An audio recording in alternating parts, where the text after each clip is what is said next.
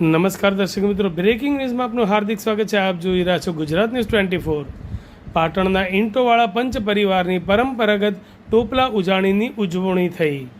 પાટણ પ્રજાપતિ સમાજના ઈંટોવાળા પંચ પરિવાર દ્વારા પરંપરા અનુસાર શ્રાવણ સુદ પાંચમ નિમિત્તે પાટણ સમીપ આવેલ શ્રી ખેજડીયા વીર દાદાની ટોપલા ઉજાણી ભક્તિભાવપૂર્ણ માહોલમાં ઉજવવામાં આવી હતી. વર્ષોની પરંપરા અનુસાર પરિવારની કુંવાસીઓ દ્વારા પોતાના ઘરે શ્રદ્ધા ભાવથી જારમાંથી વિવિધ પ્રકારના નૈવેદ્ય તૈયાર કરવામાં આવ્યા હતા.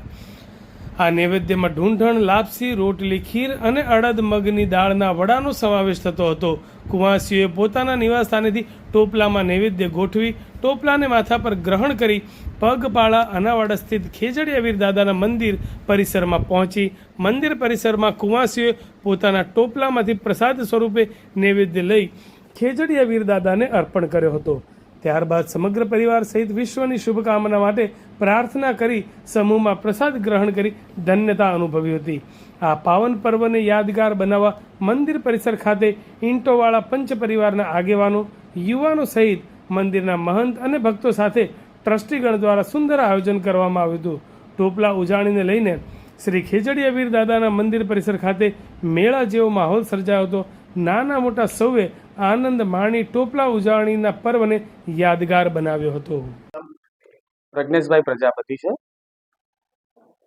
આ ટોપલા ઉજાણી એ કેટલા વર્ષથી ઉજવવામાં આવે છે?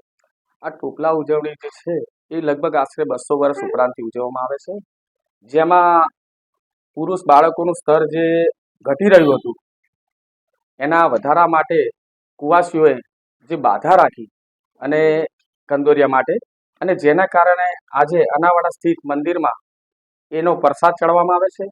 અને એ પ્રસાદમાં 2 જાતના વડા, ખીર, ઢૂંઢણ અને લાપસી, આ બધા પ્રસાદો મહારાજને ખેજડીયા વીર દાદાને ચડાવવામાં આવે છે. અને કુવાસીઓ દ્વારા આ ટોપલો માથે ઉપાડી અને ચાલતા લઈ જવાની પ્રથા લગભગ 200 વર્ષ ઉપરથી ચાલી આવી છે.